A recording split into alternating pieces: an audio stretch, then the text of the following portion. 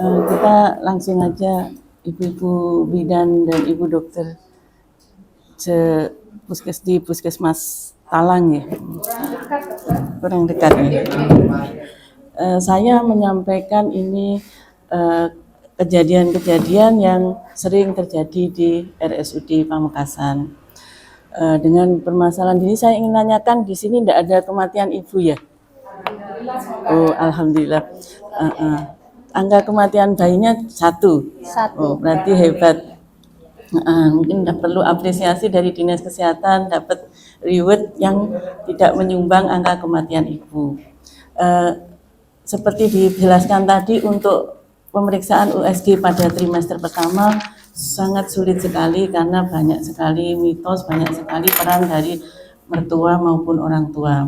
Dan itu perlu digalakkan untuk USG trimester pertama itu, selain untuk menentukan bahwa hamil ini di dalam rahim atau di luar rahim. Yang kedua, hamil ini berkembang apa tidak, seperti blackted ovum itu ya. Dan untuk mengetahui hamil ini terjadi kehamilan mola atau tidak. Ya, itu sangat penting. Yang sangat penting lagi pada trimester pertama itu untuk menentukan usia kehamilan. Seperti teman-teman bidan semua, kalau menentukan usia kehamilan sudah di trimester ketiga, kita itu kesulitan, dan itu sangat false negatif, karena dengan janin yang besar itu nanti taksiran persalinan itu akan maju, dipengaruhi oleh besar kecilnya janin. Jadi kalau anggap dia usia 37 minggu dari HPHT-nya, tapi pada taksiran berat janin dia makrosomi 4 kilo lebih. Itu dari pemeriksaan BPD maupun AC, dia estimate persalinannya dia akan maju. Makanya yang lebih akurat itu kalau dia di trimester pertama. Di trimester pertama nanti diukur gestational sac-nya GS ataupun CRL, yaitu panjang dari ujung kepala sampai pantat.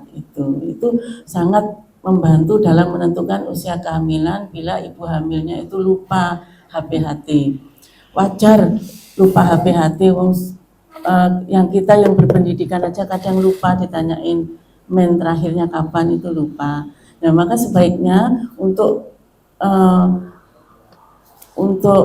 biar usia kehamilan itu akurat, diharapkan trimester pertama itu USG. Nah, itu salah satunya. Dan kenapa kejadian hamil anggur itu sekarang itu jarang? Karena dengan blackted ovum, yang kehamilan yang tidak berkembang itu sudah terdeteksi lebih awal. Kalau dia awal mulanya hamil anggur itu kan karena blackted ovum yang tidak teratasi, dia lama terus di dalam rahim, dia tidak terjadi abortus, akhirnya lama-lama jadi hamil anggur. Itu yang pentingnya untuk K1, untuk trimester pertama dilakukan pemeriksaan USG. Terus yang kedua tentang pasien-pasien dengan bekas seksio sesaria. Tadi pagi ada dari Puskesmas Batu Marmar, itu klasternya Dokter Tati ya. Itu dengan plasenta akreta, sudah dirujuk ke RSUD Sutomo, pasiennya APS pulang. Akhirnya sekarang balik lagi fluxus, akhirnya rujuk lagi ke Surabaya. Jadi hati-hati dengan pasien dengan bekas seksio. Untuk terjadinya plasenta akreta wajib di USG-kan ke SPOG. Pada usia kehamilan 7 bulan ke atas wajib dilihat apakah dia akreta atau tidak. Karena kalau penanganan akreta di rumah sakit selevel Pamekasan tidak bisa. Kalau dia sudah fluxus aktif itu sulit. Kalau rujukan dengan emergensi ke Sutomo juga sulit, karena dia juga melibatkan, kita merujuk ke Sutomo itu juga sulit, perlu WA dulu, nanti keluarga masih rembukan. Dari hasil rembukan selesai kita perlu ke Surabaya, itu WA dulu, nunggu WA-nya dijawab, nanti dijawabnya penuh, sulit, akhirnya lama-lama mati.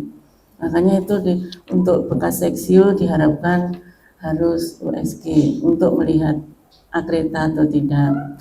Terus yang kejadian lagi untuk ruptur perineum grade 3 dan 4. Usahakan dalam sistem Hecting itu 1 cm di atas ujung luka dan tidak boleh ada dead space atau ruang kosong. Jadi rektumnya itu bisa dikasih itu loh. Di sini punya apa itu? Iya, kalau tampon enggak, yang besi itu atau depes itu nanti enggak, yang besi dimasukkan rektum itu apa ya, busi masukkan ke rektum, nanti waktu hektingnya itu kalau nyentuh ya rada dinaikkan, jadi tidak sampai despis, akhirnya jadi hematom vulva. Hematom vulva itu biasanya karena pembuluh darah yang tidak terjahit. Usahakan, memang sangat sulit bagi ibu hamil yang tidak kooperatif, pasiennya nyeri, lain kalau dia dilakukan pembiusan. Ya bisa dikasih apa itu ya, analgetiknya. Di sini pakai lidokain ya untuk anestesinya. Terus di sini hektingnya pakai benangnya yang digunakan apa? Kromik nomor berapa?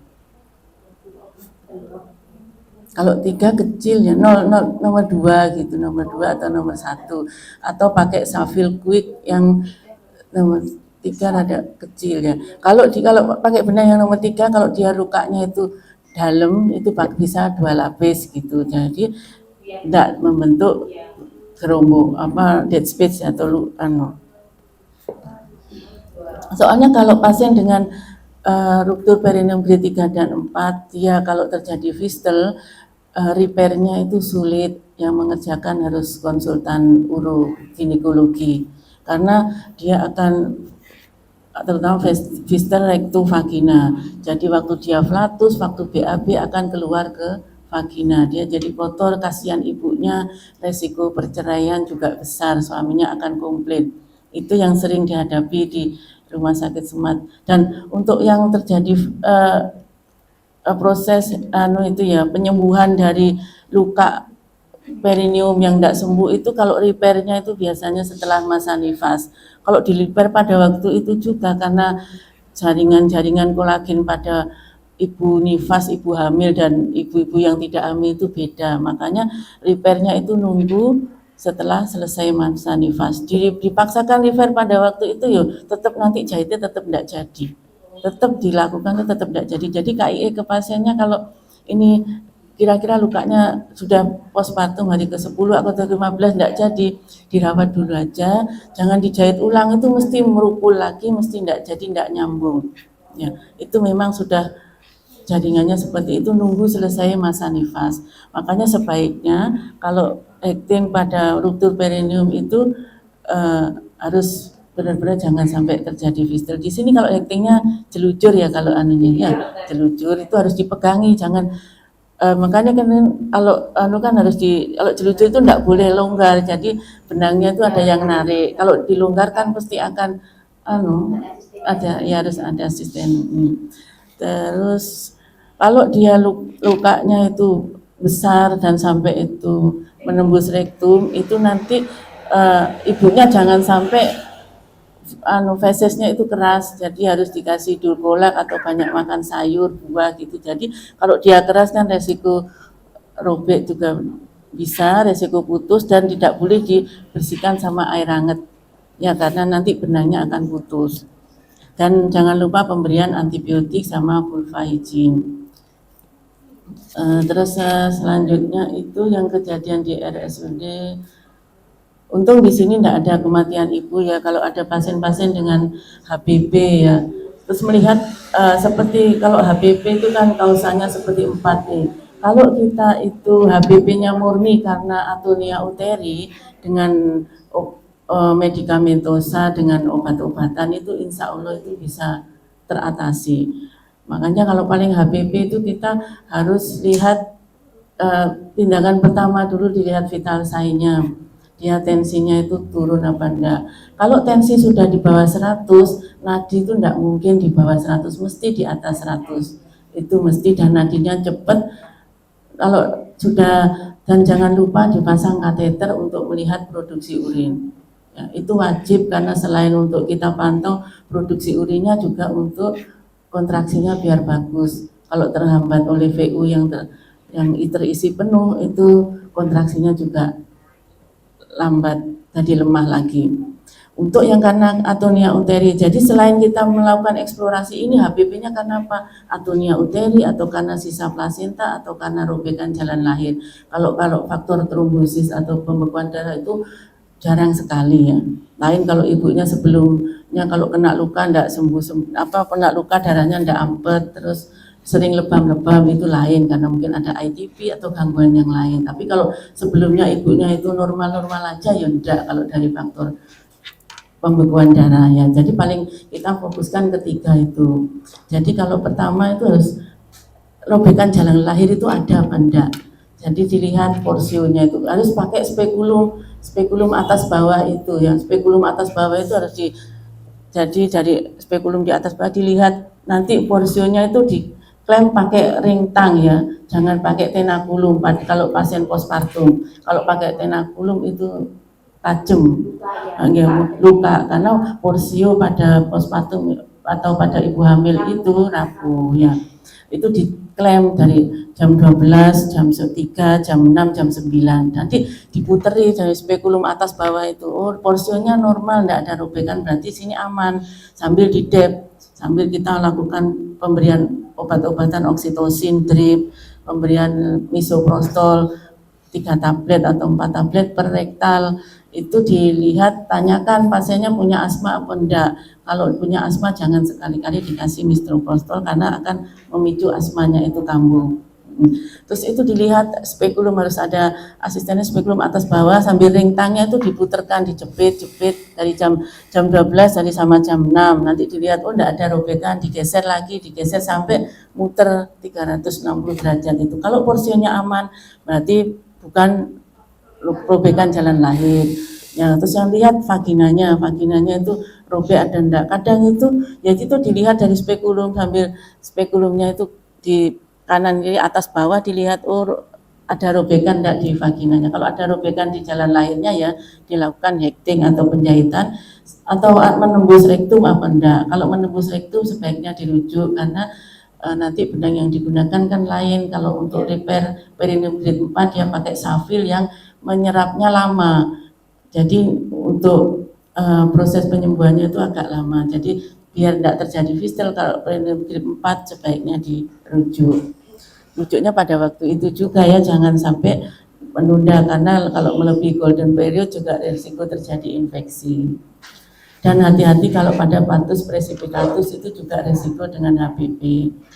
Terus kejadian lagi kita itu melakukan KBI atau KBE itu secara simultan. Jadi penanganan pada HPV itu selain obat-obatan, KBI, KBE semua dikerjakan. Kalau itu semua stabil dan urinnya itu keluar, yang penting itu ya kita resusitasi cairan.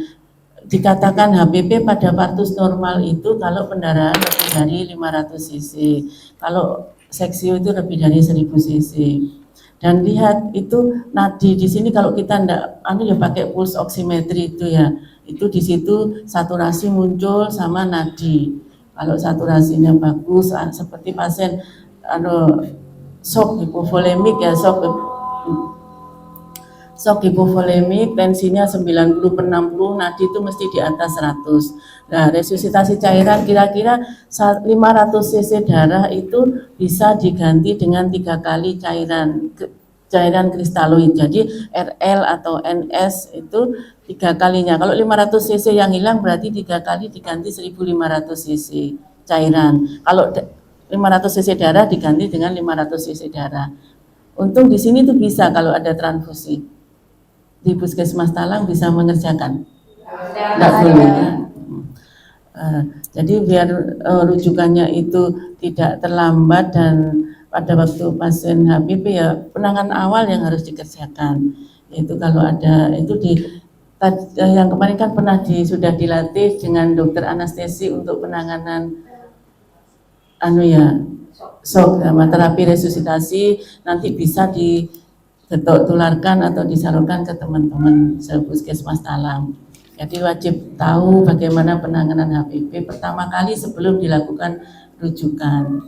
Dan bisa juga, memang kalau kita kan sulit sulit juga, pendarahannya juga banyak. Selain gugur juga pendarahannya banyak. Kadang kita melakukan eksplorasi dengan ibunya yang kondisinya tidak kooperatif, kesakitan. Kalau emang itu bedding pada perineum juga itu ya, kalau dia selain pakai lidocain diencerkan juga bisa masukkan analgetik Caltrofen, dimasukkan ke sup ya, itu juga bisa mengurangi rasa sakit. Caltrofen sup 2 gitu dimasukkan ke rektumnya. Terus ada lagi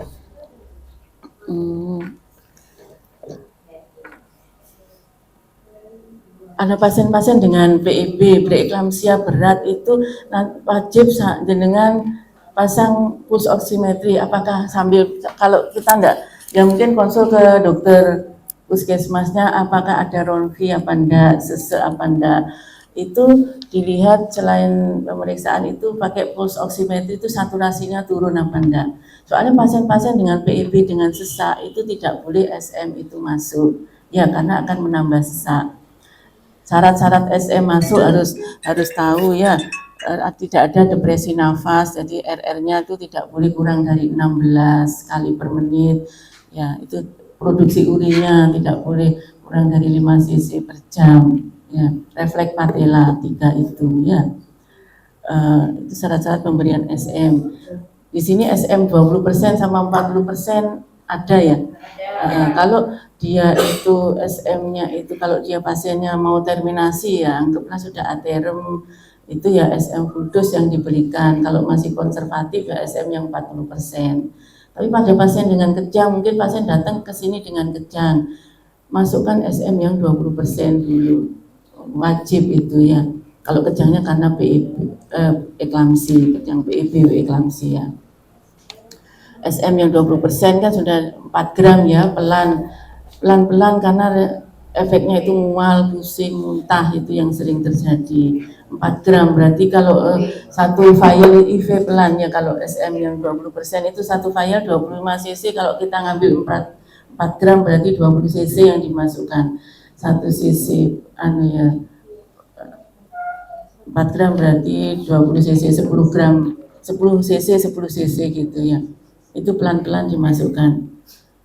Terus itu saturasi penting. Jadi saturasi kalau sudah 90-92 tanpa oksigen itu harus hati-hati, waspada. Ini takutnya PEB dengan akut lung ödem. Kalau sudah saturasi di bawah 90 kan nanti resiko pemasangan ventilator pada ibu juga, itu angka kesembuhan, morbiditas maupun mortalitas ibu juga akan tinggi.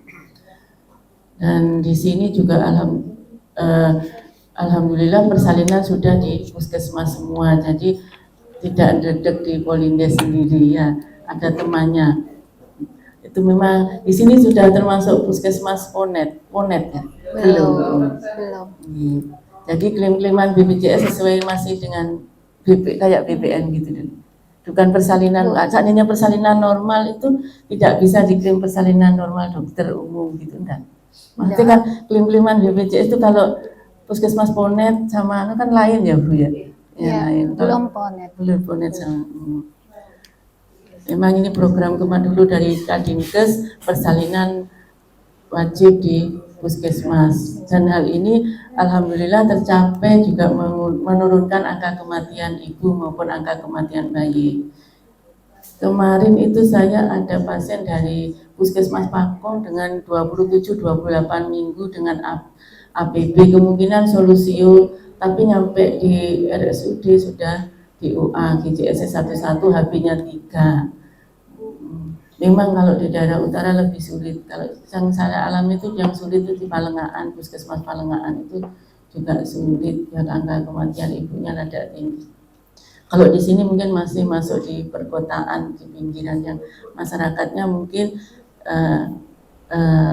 tingkat pendidikan dan edukasinya masih lebih mudah ketimbang yang di utara.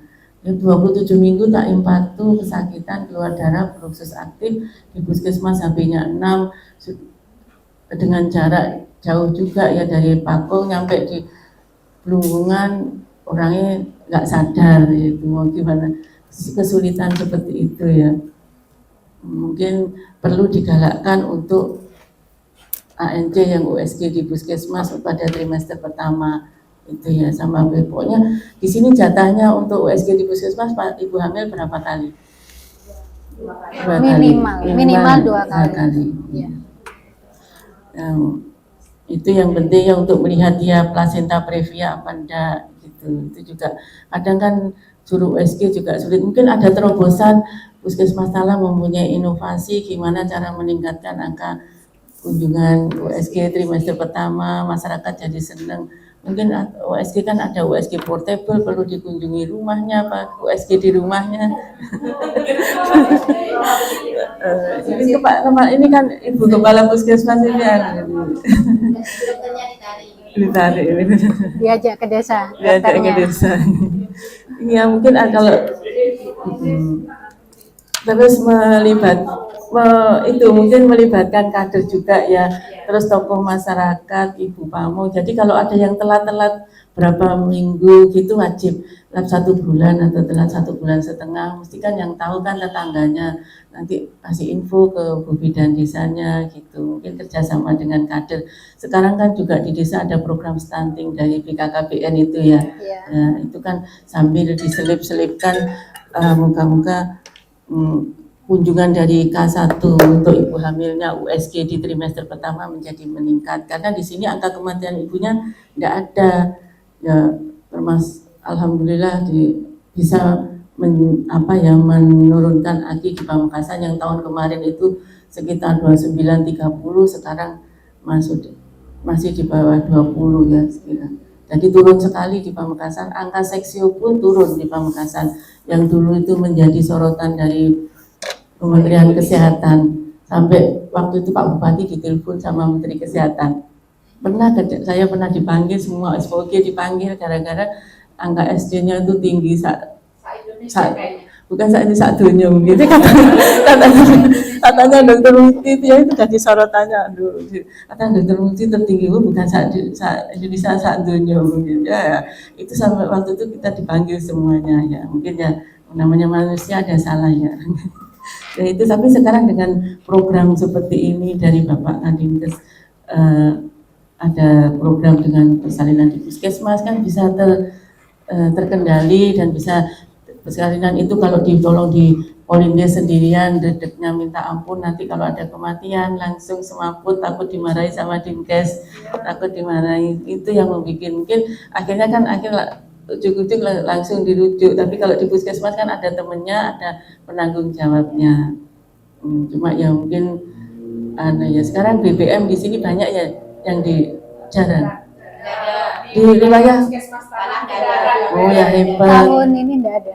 BBM bidang praktik mandiri ada kan di puskesmas? Enggak ada tahun ini. Di wilayah kami di Talang enggak ada. Oh hebat ini ya. Berarti kan kalau di puskesmas lain kan akhirnya banyak lari ke BBM, kadang kan kasihan puskesmasnya. Kalau di sini iya, kalau ada BBM di situ, ya itu ya berarti apresiasi sama bidan desa yang tidak mau buka BBM kan, puskesmasnya jadi ragu, jadi ramai. Jadi kebersamaan semua dinikmati, dapat dari BPJS sekian ya dinikmati secara bersama-sama, bareng-bareng dan proporsional ya. biar seneng bidanya. Memang tugasnya berat, dari BPJS-nya klaimnya cuma 700 atau 800 ribu ya. Kalau di rumah sakit 700 ya. Kalau puskesmas Ponet itu kan jadi 1 juta lebih sebenarnya. Belum ya. Harus mengejar jadi puskesmas Ponet biar klaimannya besar, kasihan 700 itu include sak obatnya, sak semuanya, sak bidane, sak doktere entek. Ya, kalau ini, yang diterima itu kalau golongan 3 sekitar 208 berapa? 85. Kalau yang golongan 2 300 berapa? Oh, karena potong pajak 315. Dipotong pajak. Dipotong jasa sarpras pajak. Jadi jasa medisnya cuman segitu dapatnya. Enggak cocok sama dedeknya, enggak cocok sama jantungnya. Jantungnya enggak cocok kalau bayinya mati, ibu mati, terus dimarahi sama Dinkes. Dinkesnya waduh. Diaudit ya. Diaudit lagi. Laporan APP. Saya ingat Dokter Husin itu kalau di rumah sakit, kalau pasien neuro stroke itu muntah mati tidak apa-apa. Coba Opjin mati satu itu langsung horeg rame sak donya. Kalau pasien bagian lain itu penyakit dalam mati, datang mati tidak apa-apa. Kalau Opjin mati ramenya minta ampun. Ya, sama stres. Jadi itu angka sakit jantungnya itu tinggi. Kalau untung di sini tidak ada yang melahirkan di Polindes, jadi tidak menanggung sakit jantungnya sendiri.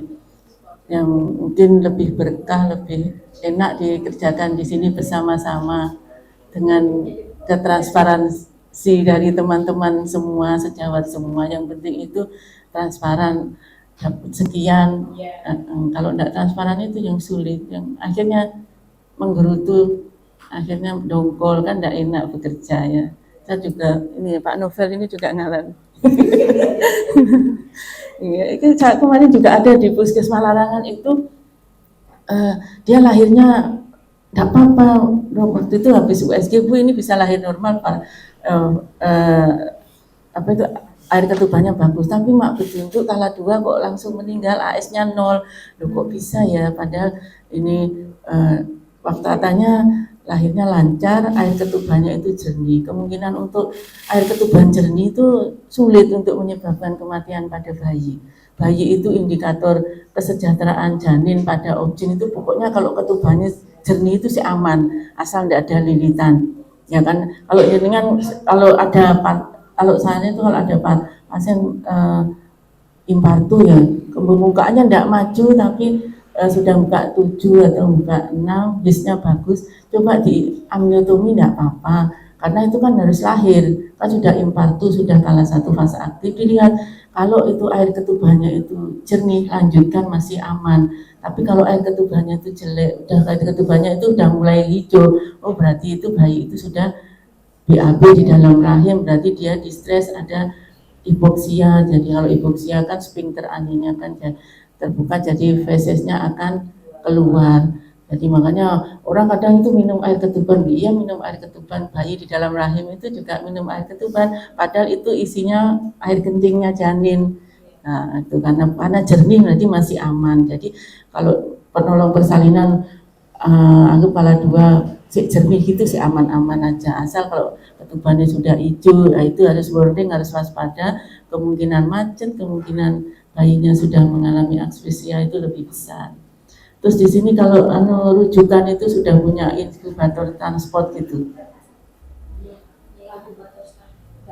Oh enggak ada belumnya. Enggak ada. Terus di sini untuk misoprostol disediakan ya. Ya mungkin bersama untuk resusitasi cairan misoprostol ya sebaiknya disediakan, asal nanti penggunaannya sesuai dengan aturan, jangan digunakan pada ibu hamil untuk induksi persalinan ya, resiko terjadi ruptur. Penggunaan misoprostol tidak boleh di puskesmas untuk induksi persalinan, tapi untuk penanganan HPV. Jadi mungkin perlu disediakan misoprostol terus cairan. Jadi kalau Anda menangani HPV perdarahan banyak, anggaplah dia resusitasi cairan 3 flash gitu sudah masuk, sambil dilihat urinnya. Urinnya itu produksi keluar apa enggak. Kalau urin itu enggak keluar, itu sudah waduh, berarti perfusi ke ginjalnya itu berkurang. Jadi mesti ini belum tertangani kalau urin enggak keluar. Kalau enggak gitu sudah masuk cairan 3 kok tensi enggak naik-naik, perlu ditambah cairan fluid seperti itu ya, gelafusal atau HES gitu. Mungkin perlu Wida HES itu kalau punyanya pabriknya Wida ya, dan perlu disediakan HES sama itu ya, itu di selain cairan kristaloid ya. Jadi untuk penanganan awal seandainya terjadi shock hipovolemi. Mungkin dari Dr. Novel bisa menambahkan untuk Anda.